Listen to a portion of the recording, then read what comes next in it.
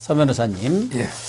이재명 소환이 이루어질 경우 이재명의 운명을 쥐고 있는 사람이 저는 박강원 원내대표가 아닌가 그런 생각이 들어요. 지난번 박홍근 원내대표는 이재명의 우리 속된 말로 일본 말로 꼬봉이나 다름없지 않습니까? 후보 시절에 비서실장 했으니까 뭐 경기지사 시절에 뭐 국장들 일 시키듯이 그렇게 일을 시켰다는 거 아닙니까?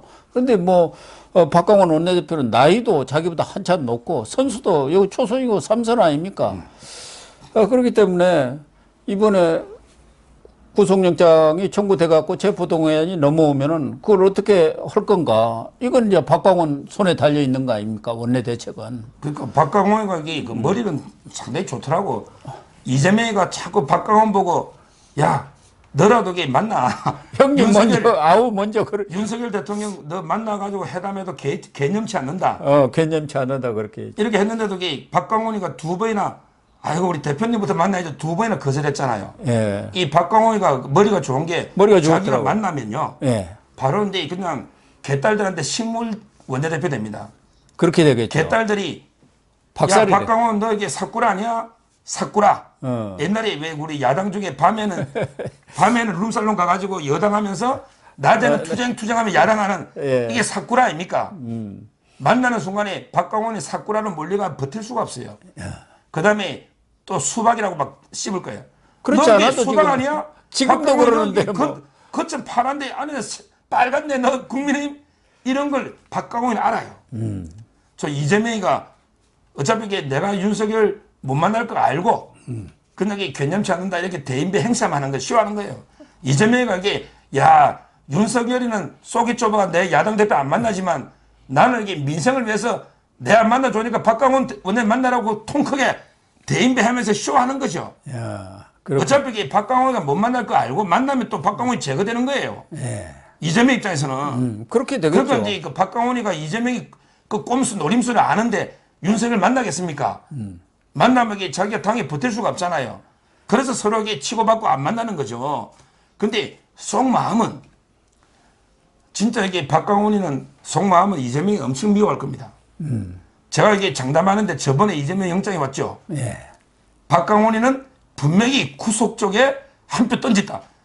제가 이게 뭐 김남국 표현하면 제가 뭐 전 재산을 걸 수는 없고 네 개도 좋습니다. 박강원이가 그 한 표 안 던지고는 그렇게 반란표가 많이 나올 수가 없어요. 그때 반란표가 30몇 표 나왔잖아요. 이낙연계, 전해철, 전부 이게 저는 다 이재명 구속 쪽에 던졌다 봐요. 그러니까 30몇 표 나오잖아요. 그렇죠. 지금 이번에 한 번 더 오면 저는 뭐 그건 100이라 봐야죠. 한 번 더 영장이 오면요. 박강원이가 표단속으로 다닐 이유가 없지 않습니까? 의원들의 자율적인 단속 해야죠. 구속 쪽에 던지도록. 구속 쪽에 던지도록. 뒤에서 단속을 하죠. 야, 이번에 확실하게 이재명 정리해야 된다. 안 그러면 우리 공천이 다 죽는다. 예. 공천이 다 죽죠. 그렇잖아요. 따라서는 뭐 박강원은 그 이재명하고는 진짜 이게 물과 기름이고요. 갈라쓸 수밖에 없는 게 이낙연계 핵심이잖아요. 선거대책 그렇죠. 본부장이었어요. 실질적인 리더죠, 이낙연계. 예. 근데 이번에 그 문재인입니다. 영화에도 이낙연에 대해서는 한 줄도 없다고 지금 불매운동하고 있거든요. 이낙연하고 그 이재명이도 완전히 물과 기름입니다. 그러면 이게 그 박강원 입장에서는 저는 이재명을 제거해야지 이낙연이가 살고 자기도 살고 그렇죠. 그다음에 그 문재인도 사는 거죠. 당도 산다고 보는 거겠죠. 박강원 그렇죠. 입장에서는 이재명이 가지고는 총선 치르기 어렵다. 지금 뭐 지지율에 조금 오른다고 하더라도 결국은 윤석열 대통령이나 여권이 이제 하반기에 들어가면 본격적인 총선 전략을 펼 것 아니겠습니까? 그렇습니다. 그렇게 되면 뒤집어지는 거고 그럼 뭐 이재명이 갖고는 안 되니까 새로운 인물 딱 비대위원장 전에 깜짝 쇼하듯이 김종인이 불러갖고 그런 뭐 쇼를 하려고 하지 않겠습니까? 그렇죠. 김부겸이라도 내세우려고 거기에 하겠죠. 이제 뭐 조국이도 좀 낄 수 있는 거고요. 예, 조국이는 지금 뭐 이재명 정말 싫어하더라고. 관악에 나온다는 소문이 그 바다예요. 예, 조국이도 이제 낄 거고요. 그다음에 지금 이제 외국에 나가 있는데 김경수 있잖아요. 예. 외국에 나가 있거든요. 경수도 이제 불러드리고. 그러겠죠. 그러면 당연히. 이제 뭐 김경수, 이낙연, 정세균, 예. 김부겸이도 올 겁니다. 당연히 김부겸. 오죠. 김부겸. 이렇게 다 끌어모으면 이재명하고 싸움이 되죠. 이재명하고. 이런 식으로 저는 총선 전략을 펴지 않을까 이렇게 예측이 됩니다.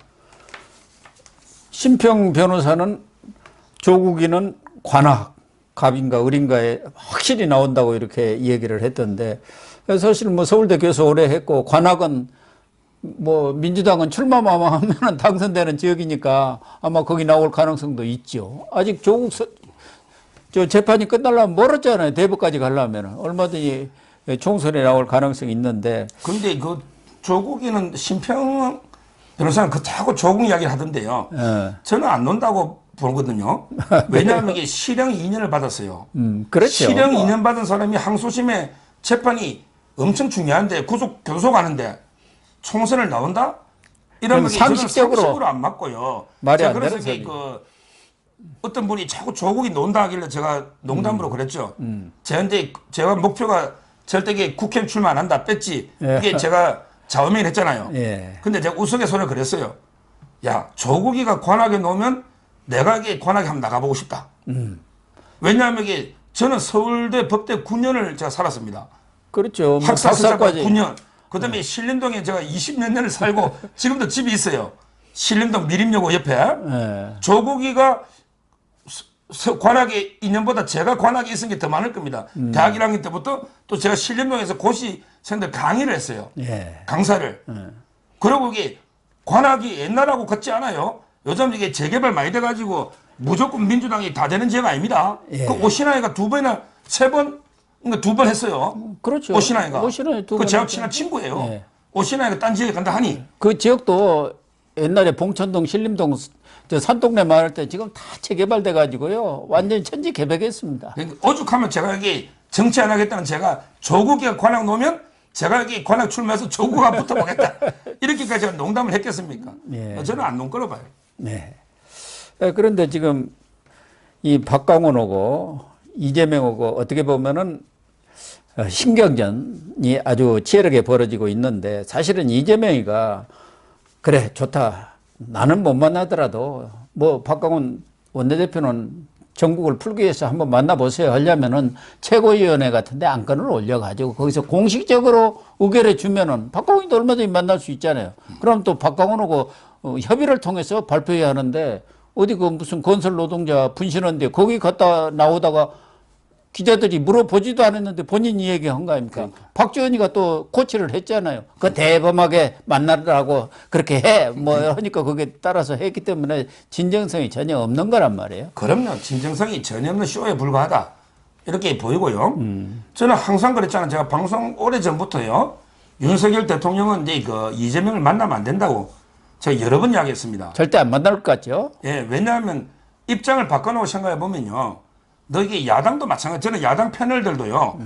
옛날에 그 박근혜 대통령 탄핵 때 박근혜 대통령이 얼마나 힘들었어요. 그때 재판 중이었고 탄핵. 예. 그 다음에 수사 중이었죠. 근데 그때 박근혜 대통령이 야, 거국 내각을 구성하자. 예. 이렇게까지 야당한테 제안하고 여러 가지 했잖아요. 근데 야당에서 눈도 깜짝했습니까? 박근혜 대통령이 탄핵해야 된다, 구속해야 된다. 자기들도 안 만났잖아요. 예. 똑같은 거예요. 지금 그렇죠. 이게 이재명이가 피고인이고 범죄자인데 수사받는 피의자인데 그걸 만나면 그걸 어떻게 이렇게 돼요? 만나주면 뭐 구명줄 던져달라는데 그 손 잡아주면 윤 대통령이 바보입니까? 그거 잡아주게? 입장 바꿔로 생각해 보라고요. 그러네. 옛날에 야당들도 박근혜 대통령이 힘들 때 절대 안 만났잖아요. 예. 근데 이재명이 조금만 이게 더 수사하면 바로 그냥 교도소 들어가는데 말라고 이게 만납니까? 이게 첫째 이유고. 그러네요. 그다음에 두 번째 소통이고 협치고 만나는 거는 대선에 승복을 해야 되잖아. 승복을 안 하잖아요, 지금. 승복 안 하잖아요. 불복이죠, 불복 완전. 아니 대선 끝나자마자 김건희 특검법부터 수사부터 탄핵 촛불 집회 전부 이게 승복을 안 하잖아요. 뭐 이게 한 번도 이게 패배를 인정한 적이 없어요. 예. 그냥 잘 쌌다, 잘 싸웠다, 잘 싸웠다 이거밖에 없잖아요. 이런 게 대선 불복 세력한데 뭘 이게 협치하고 만납니까? 그러네요. 따라서 저는 네. 이재명에게 그 척결, 정치판의 영원히 퇴출 이런 게 청산의 대상이지 협치, 대화, 만나는 게 대상이 아니다. 이걸 다시 한번 제가 이게 강조하는 거예요. 아주 서 변호사님이 명쾌하게 안 만나야 할 이유를 얘기를 했는데, 사실 박강원 원내대표는 매우 합리적인 사람 아닙니까? 또 이번에 보니까 삼선 의원답게 노련하게 대응을 해나가는 것 같아요. 성급하게 토끼몰이 하려다가 보면은 토끼를 놓치거든요. 좀 지구전을 구사를 하면서 이재명이 정도 잡으려면은 워낙 또 당내 세가 친명세가 강하니까 좀 지구전을 펴하는데 그런 작전으로 잘 몰고 가는 거 아닌가. 우선 뭐 딱 되자마자 담대한 개혁, 당 쇄신 이걸 기치로 딱 내걸고 우총도 활성화시킨 거 아닙니까? 의원들 뭐 눈치 보지 말고 얘기 다 하세요. 거기 의견 모아가지고 내가 쇄신안 내겠습니다. 이렇게 하고 있잖아요. 그래서 결국은 박강원의 심중은 뭐 본인은 딱 감추고 있지만 아 어디에 목표가 있구나 하는 느낌은 가질 수 있잖아요. 그러니까 지금 이게 저희가 워낙 주위 환경에 따라 이제 사람 평가 좀 달라지니까 박강원이 칭찬까지. 근데 박강원도 좌파 중에 좌파기 때문에 뭐 저는 합리적이다 뭐다 이렇게 칭찬할 건 아닌데 상대적이다 보니까. 원래 이제 아주 시커먼 놈들이 많으면 조금만 하얀면 돋보이는 하얀색이 돋보입니다. 박홍근 의원은 그러니까 대비가 기존에 뭐 86 운동권도 아니고 기존에 이제 그 이재명이나 송영길이나 그다음에 그 뭐 이런 거 있잖아 박홍근이나 이런 자들이 워낙 시커머니까 박강원이가 상대적으로는 조금 하얗게 뭐 이제 조금 합리적이고 상식적으로 보이는데 그렇지만 이게 저는 박강원도 기본적으로 좌파기 때문에요 좀 더 그 지켜는 봐야 되는데 아마 이제 그 이재명하고는 같이 갈 수는 없다. 이재명 축출. 예, 그거는 이건 분명한 것 같아요. 그건 분명하죠. 예. 안 그러면 이게 뭐 상대를 안 죽이면 내가 죽으니까 둘 다 사는 길은 없어요. 그런 것 같습니다. 상대를 죽여야 내가 사는 거거든요. 예. 따라서 저는 뭐 박강원도 결국 이재명 축출에 어떻게든 이게 그 최선을 다하지 않을까 봅니다. 그래서 박강원하고 이재명이가 본격적으로 부딪히는 경우가 앞으로 몇 번 있을 것 같아요. 우선 뭐 5월달 같은 경우 체포동의안이 온다든가 또 돈봉투 의원 받은 사람들 소환에 들어가면은 그때는 또 이재명은 완전히 코너에 몰릴 수도 있고 그렇죠. 선거법 재판도 있고 결국 두 사람 간의 싸움의 승자는 누가 될까요? 지금 이제 그 돈봉투 받은 사람부터 소환하면 그게 이제 큰 싸움이 되겠죠. 먼저. 예. 왜 그러냐면 이게 그 송영길이 소환 끝나면 바로 이제 그 인천에 나도 이게 한 봉투 하나 주시오 하면서 이게 3명 실명 노는 사람 있잖아요. 예, 그러니까요. 현역들. 어. 전부 이게 그 이재명 핵심들이죠. 다 9인, 뭐 7인의 또 친명처럼의 그런 사람들이 더 뭐냐. 그러니까. 이재명들 다 아주 핵심 측근들. 그러면 이게 이재명이는 그걸 쫓아낼 수가 없어요. 그러니까요. 정리를 못 해요. 그럼 어떻게 근데 셋이? 박강원이가 입장에서는 나가라. 예. 그럼 이게 이재명의 팔다리 완전히 다 잘라내는 거 아닙니까? 수족을. 그렇죠. 이거에 이제 1차 라운드가 될 거고요. 그러네요. 그리고 이제 송영길 끝나면 이재명 수사, 음악의 2차 라운드가 될 거고요. 뭐 이런 식으로 앞으로 그 격전이 벌어지지 않을까 이렇게 보입니다. 그렇게 보면은 지금 박강원 원내대표가 이렇게 그물을 좀 크게 치면서 몰고 가는 것을 이렇게 전략을 보면은 이재명보다 어떻게 보면 또 한 수가 좀 높기도 한 것 같기도 하고요. 근데 이재명이 또 이 버티기에는 또 당할 사람이 없단 말이에요. 저는 아주 고래 심줄 아닙니까? 고래 심줄. 박강원이 정치력이 그렇게는 안 되고 예. 그 뒤에 있다 봐야죠. 예, 그러니까 고래. 결국 저는 뭐 이낙연이가 있고 결국에 문재인이가 있다.